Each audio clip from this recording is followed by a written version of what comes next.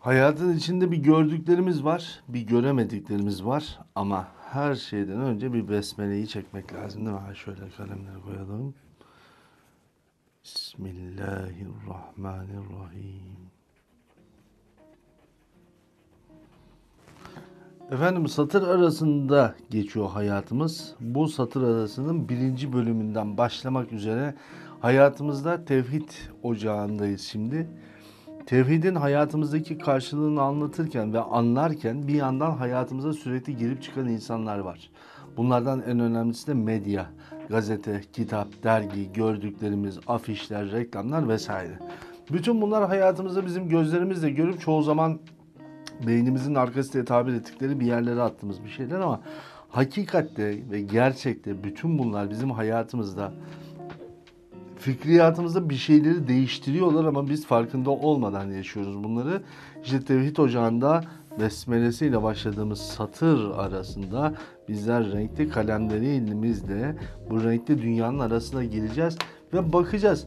Hakikaten bizim imanımız, itikadımız, hayat biçimimiz bütün bunları yönlendirmeye gayret edenler ya da gayretinde olmayıp da farkında da olmayan o güruhun, o yapının, bizlerin de dahil olduğu o içerisinde sokaklarında gezdiğimiz o halimizin nihayeti bizi nereye götürüyor, ne haldeyiz? Onu anlamaya çalışacağız. Biraz da ders matematiğine gidiyor bu. Çünkü işin satırların arasında var olan değerleri okumaya çalışacağız. Hakikaten bize ne söylüyorlar? Kafa bunu nasıl anlıyor? Çocuklar nasıl anlıyor? Gençler nasıl anlıyor? Anladıklarımız bizim tevhid inancımızda, hayata bakış açımızda neleri değiştiriyor? Biz satır arasında Tevhid Ocağı'nda bunu anlatmaya çalışacağız. Hadi başlayalım o zaman. Bismillahirrahmanirrahim diyerek. 2019 yılının kelimesi seçilmiş. Öyle ya, insanlar kelimelerle konuşuyorlar ya da bizler konuştuklarımızı zannediyoruz. Bu da garip bir tabir. Ama neden? Dictionary.com bir araştırma yapmış. Her sene, o sene içerisinde en çok aranılan kelimeler, en çok üzerinde konuşulan kelimeler, en çok üzerinde düşünülen kelimelerden bahsetmiş. Ve demiş ki biz 2019'un kelimesi olarak varoluşsalı seçtik. Varoluşsal. İki tane önemli diyalog var burada, var ve oluş. Tabi burada sal kelimesi biraz daha onun derinliğini veriyor bize. Derinlik algısını oluşturuyor. Diyor ki biz var mıyız yok muyuz ve bütün bu varlığımız içerisinde meydana getirdiğimiz oluşlar nelere sebep oluyor? İşte bu insan hayatında özellikle iman akidesi olmayan ya da bir inancı tam oturmamış insanlarda en çok sorulan soru nedir arkadaşlar? Çok basit bir şey. 1. Neden varım? 2. Nasıl oluşturuyorum? İki tane önemli kelimeyle hasıl olan bu durumun İngilizcesi çok daha güzel anlatıyor bize meseleyi. Çünkü inanç değerleri içerisinde exist, varlık, Anshield'la beraber bir oluş ve olgu durumu, durumsallığı bize beyan ediyor. İşin Latince olması sizi şaşırtmasın, gayet doğal. İngilizcenin çok önemli bir kökeni Latinceden geliyor ve Latinlerin en çok aradığı şey ne? Varlık. Hatta işte İbn Sina vesaire bunlar ne demişler? Cevher demişler. Ben neden varımı araştırıyoruz ve nasıl olduğumuzu araştırıyoruz ama satır arasında bir şeyi unutuyoruz. Varlığımız ve oluşumuz. Bir başka sebep, hani gazetecilikte en çok öğretilen 5N1K kuralı diye bir hikayemiz vardır ya, orada kim sorusu. Yani kim bize bu varlığı verdi? Kim bu oluşları sağladı? O henüz burada göremediğimiz bir açılım. Biz şimdi oturup da Dictionary.com'un bu varoluşsal anlamı üzerinde yaptığı çalışmanın üzerinden gitmeyeceğiz. Satırların arasına gireceğiz. Şimdi satırın arasında ne var? Yeditepe Üniversitesi'nin psikoloji bölümünden Zeynep Hanım bir araştırmanın bulguları üzerinden hareketle gayet tabii olarak kendi bilgileri çerçevesinde çoğu zaman televizyon programları, alışveriş veya ünlülerin dedikodularına harcamaktan oldukça memnun olarak derken bu insanlar neden buradayız? Hayattaki amacımız nedir? Öldükten sonra bize ne olacak gibi sorular üzerinden nadiren de olsa düşünürler demiş. Peki o nadirattan düşünmenin temelini bize nasıl anlatmış? Şöyle demiş. Eğer demiş sizler ortalamanın üstünde varoluşsal bir zekaya sahipseniz. Bir dakika. bir varoluşsal zeminimiz vardı. Üzerine bir de zeka koyduysak meseleye, düşünme boyutuna geçiyoruz. Yani arkadaşlar bize diyorlar ki bütün bunları çözebilmeniz için sizin düşünmeye ihtiyacınız var. Güzel. Hadi beraberce düşünelim. Peki neyi düşünecekmişiz? Neden varız ve nasıl oluşturuyoruz? Bunu araştırıyormuşuz. Tabii neden var sorusunun biraz bir tarafı kime doğru gittiğini zannediyor olabilirsiniz. Ama varoluşsal zeka içerisinde bize verilen 10 tane madde var. Ha bu 10 tane maddeye sahip değilseniz diyorlar, hayır siz o zekaya sahip değilsiniz. Dolayısıyla bunu okuyan birisi şunu düşünüyor en temelde. Eğer diyor zeki bir adamsan sen varlığının ve oluşturduğun şeylerin farkında olman lazım. Güzel. Ama kimle ilgilenmeyeceksin diyor. O da güzel. Eğer bunu yapamazsan diyor o zekaya sahip değilsin. Hadi bakalım bizde o zeka var mı yok mu beraberce gözlemleyelim. Bir diyor işte o zekaya sahip olmanız için saatlerce düşünceler içinde kayboluyor. İnsan varoluşun farklı yönlerini derin iş tartışmalarla ele alıyorsanız diyor varoluşsal zekaya sahipsiniz. Saatlerce neyi düşünmemiz lazımmış? İnsan varoluşunun farklı yönlerini. Peki insan varlığı o zaman birinci maddemiz. Bir diyor insanın varlığını düşün. Güzel. İnsan varlığını düşüneceğiz. Zeki olmak için. 2. Bir soru sorulduğunda cevabınızı gereksiz detaylara takılarak değil, her zaman büyük resmi görerek verin diyor. Büyük resmi görecekmişiz. Ama bu resmin küçüğü hangisi onu bilmiyoruz henüz. Büyük resmi görüyoruz. 3'e gidiyoruz. Bir karar vermeniz gerektiğinde olası her sonucu hesaba katıyor ve bu sonuçları size başkalarının nasıl etkileyeceğini düşünüyorsanız, yani sizin konumunuzu düşünmeniz lazım diyor. Ve burada güzel bir antikader bilgiyi veriyor bize. Yani diyor arkadaş, kader dediğin şey senin elinde varlığına sebep olan ana unsurdur. Eğer sen durduğun yerde doğru durabilirsen kader dediğin şeyi sen oluşturursun. Şimdi oradan geldik. Devam ediyoruz. Zeki olmak öyle kolay mı? 10 tane maddesi var bu işin.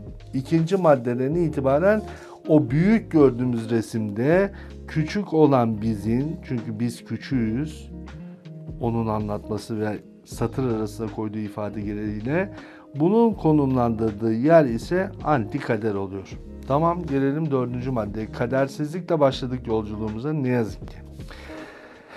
Felsefi ve dini tartışmalara büyük ilgi duyuyorsanız, felsefe ile din aynı yerdeymiş demek ki.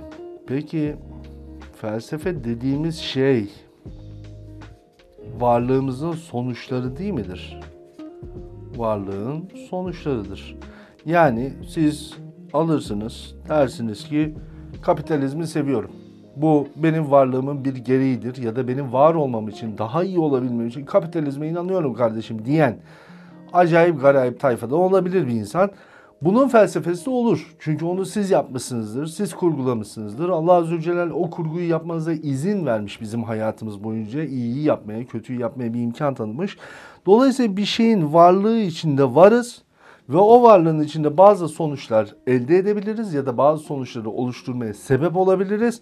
Dolayısıyla bu felsefe dediğimiz şey sebepler üzerine kurgulanmamış mıdır? Sebepler kurgusu. Peki din nedir? Din, özellikle İslam dini muharref olmadığı halde hakikat dini İslam dini olmak üzere söylüyoruz ama diğer bütün dinleri de ele alırsak bir emir kurgusudur. Yani isterseniz bugünkü Yahudiliğe bakalım, muharreftir, değiştirilmiştir, Hristiyanlığa bakılmıştır, değiştirilmiştir ama sonuçta bunların hepsi bir emirdir. Yani bir haham gelir, arkadaş bunu böyle yapamazsın çünkü bu ilahi emre göre bizim dinimizde aykırıdır der. Bu bir emirdir. Bunun tartışmasını yapamazsınız. İslam dinine gelirsiniz, Müslüman olmayı kabul etmişsinizdir. Rabbim bize öyle nasip etti elhamdülillah. Dolayısıyla biz bir emir yaşarız. Dolayısıyla düşündüklerimizle emirler arasında direkt bir ilişki kurmak nasıl mümkün olabilir? Hani şeye benzedi. Anne sana terlik attı, fırlattı, vurdu, canını acıttı. Şimdi oturup annem niye bana terlik attı diye düşünen bir çocuk yoktur. Ya bağırır ağlar bir köşeye kaçar ya da geri döner annesinden özür diler. Çünkü ortada bir fiil ve emri vaki vardır. emrin vaki olmuş olan halinde felsefesi olmaz. Annemin attığı terliğin felsefesi diye bir hayat biçimi yok. O zaman bunlar bir arada değerlendirilemiyor. O yüzden diyor ki arkadaşımız, lütfen diyor emirlere takılmayın. Siz kendi düşünce hayatınızda yeni bir kurgu oluşturabilirsiniz. 4. maddeye gidelim mi? Toplumsal ahlak ve değerler. Dikkat! Toplumsal ahlak felsefeden geliyor. Değerler dinden geliyor. Bu sıralama tesadüfen seçilmiş değil. Satırın arasını güzel çizelim mi? Felsefe, toplumsal ahlak, din, değerler. Dolayısıyla bize şunu söylüyor. Toplumsal ahlakın size olan normları felsefiktir, zaman zaman değişir. Değerler dininizden gelir. Eğer dinden vazgeçerseniz değerlerinizden vazgeçebilirsiniz. İşte bütün bu hakikat dairesinde biz 5. maddeye geliyoruz. Onu biraz daha koyu bir kalemle ettirmek gerekiyor ki şöyle devam edelim. Ne yazık ki bu çirkin yazıma biraz bakacağız. Değerler. Hani diyoruz ya, toplumumuz değerlerini kaybediyor. O zaman toplumumuz değerlerini kaybetmiyor. Toplumumuz dinini kaybediyor. Dinini kaybettikçe değerlerini kaybetmesinden daha olağan bir sonucu asla elde edemiyoruz. Peki devam ettik. 6. madde. Hala zeki olmaya çalışıyoruz bu arada. Dini felsefik boyuta getirdik. Değerlerimizi bir kenara koyduk. Onları tartışıyoruz. Şimdi yepyeni bir yere gittik. Biriyle tanıştığınızda o kişinin sizinle aynı değerleri ve ahlakı taşıması, onunla arkadaş olması için çok önemli diyerek haydin diyor 6. maddede geliyor. Hep beraber cemaat oluyoruz. Cemaat olgusu. Her ne kadar sosyologlar bunu cemiyet diye bize kaktırmaya gayret ediyorlarsa da ister ateist, ister deist, ister bir başka dinden olsun fark etmez ya da dinsizlik ilkeleri üzerinden farklı bir şey de olsa bir araya gelmemizi söyledi bize. Varoluşsal zekanız için siz bir araya gelmeniz lazım dedi. Devam ettik. Sıklıkla bilincin doğasını düşünüyorsunuz. Burası uzun bir mevzu ama kısaca beyan edeceğim. 7. maddede bilincin doğası. Bilincin doğası. Yani sizler bilinç sahibi olabilmeniz için doğal olmanız gerekiyor. Doğada var olan şey ne bu arkadaşlara göre? Evrim. Dolayısıyla düşünceleriniz sürekli değişebilir. Müslüman olduğunuz için üzülmeyin diyor haşa. Doğa sizi evrimleştirerek yeni bir bilince kavuşturacaktır. İşte o zaman siz de bizim gibi zekilerden olacaksınız. Öyle dindar olup da zekasını kaybetmişlerden olmayacaksınız diyor, anlıyoruz. Sıklıkla ölümden sonra insanların ne olacağını ve doğmadan önce nerede olduğumuzu merak ediyorsanız. Peki merak ediyoruz. Neredeyiz biz? Ama o soruyu sormamızı başta iptal etmemişti miydi bize? İnsanın varlığının varoluş süreciyle uğraşırken ben neden ölümden sonrası ve ölümden öncesini düşünüyor olabileyim? Halbuki sadece tek meselemiz ben varlık üzerine değil miydi? Ama bu matematikle değerlendirmeye göre ben zaten doğmadan önce yoktum. Öldükten sonra da yok olacağım. Zaten o da bize şunu söylüyor. Çok merak etme arkadaş, yoktuk. Hani portakalda vitamin de enerjiyle filan bile değil. Yoktuk biz, şimdi varız. Ve bütün varlığımızı kendi elimize, kendi hedeflerimize, her şeyi kendi yaptıklarımıza borçluyuz. 9. Başkaları sizin sessiz ve derin biri olduğunuzu düşünüyor. Bu ne biliyor muyuz? Bu şu. Şimdi bu aralar gençlerde pek moda. Eskiden beri anlatılır. Ergen psikolojisinde geçiyor bu. Sessiz ve derin bir duruma geçer diyor ergenler. Ergenler. Peki sessizlik ve derinlik nedir biliyor musunuz? Sessizin tersi sestir. Derinliğin tersi ise yüksekliktir. Yüksekten gelen ses vahiydir. Çünkü burada haşa sümaşa Cenab-ı Hakk'a bir mekan atfetmiyoruz. Sadece dil bilimi açısından yüksekten gelen sese Allah-u Zülcelal'in 2 ay miktarı kadar yanaştılar ayet-i kerimesini hükmünce. Vahyin yüksekten gelen sesle ifadesini anlıyoruz. Ama diyor siz sessiz ve derinden bir beyin sahibisiniz. Vahyi ne edeceksiniz haşa. 10. madde, düşüncelerinizden kopmak ve önemsiz aktivite ve eğlencelerden zevk almak için çok zor. Biraz güzel bir şey söyler gibi oldu. Düşüncelerden kopma, Aktivite ve eğlencelerden zevk almak sizin için çok zor. O da size şunu söylüyor aslında. Biz de diyor sizin yoğun miktarda eğlenmenizden ve aktivitelerle uğraşmanızdan çok zevk almıyoruz. Düşüncelerinizden kopmadan bunu yapın. Peki düşüncelerden kopmadan bunu yapmak nasıl mümkün? Elbette mümkün. Arkadaş çevreniz deist, ateist ve dinsizlerden oluşursa eğlenceniz bile onlara göre olur.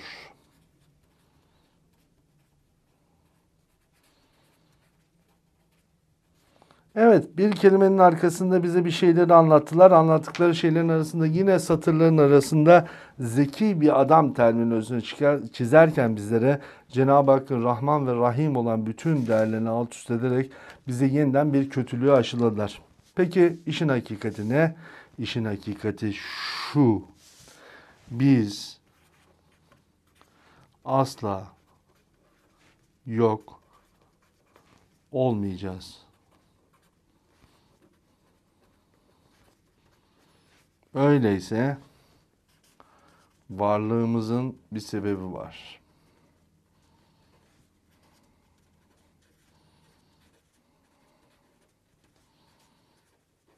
O da Allahu Zülcelal'dir.